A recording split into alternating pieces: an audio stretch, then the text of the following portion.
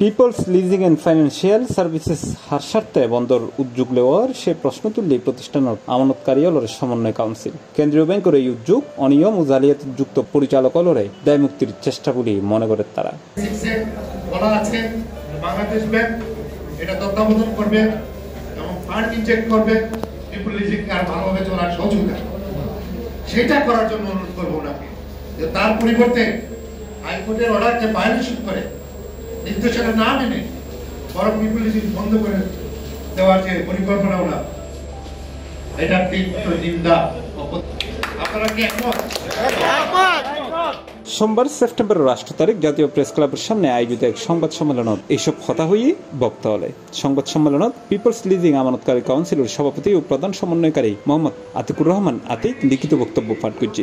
কোম্পানিটি বন্ধ করলে ওই দুষ্কৃতিকারীরা লুটে পাশে নিয়ে গেছে 4000 কোটি টাকা তারাই বেনিফিটেড হবে আর লক্ষ লক্ষ পরিবার তারা মাটিতে পড়ে নিঃস্ব হয়ে যাবে।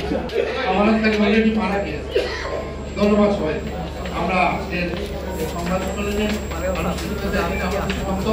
আমার প্রিয় সাংবাদিক ভাইরা আপনারা একটু মেহরবানি থাকবেন আর বাকি যারা আমাদের আপনারা এটা নিয়ে নিচে যাবেন ওখানে আপনারা ধর্ম আমরা সামনে। এই সময় কাউন্সিলের উপদেষ্টা মেজর জেনারেল অবসরপ্রাপ্ত শাহাবুদ্দিন সহ আরো বোধকে উপস্থিত আছেন।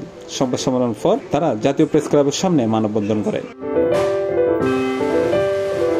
আতিকুর রহমান হই 2021 সালত নতুন পর্ষদ গঠন ফরতুন প্রতিষ্ঠানগুলোর উন্নতি হইয়ে কিছু আমানত ফেরত দিয়ে হইয়ে খেলাফি অলতুন 200 কোটি টাকা উদ্ধার করে হইয়ে সম্প্রতি সাবেক সাইজন পরিচালকের 6 মাসের মধ্যে 1400 কোটি টাকা ফেরতের নির্দেশ দিয়ে আদালত আর এতে সম্পূর্ণ আমানত ফেরত ফেরবের সম্ভাবনা তৈরি হইয়ে কিন্তু এন সময় প্রতিষ্ঠান দেন বন্ধ করানো হয়। C plus TV, Chittagong.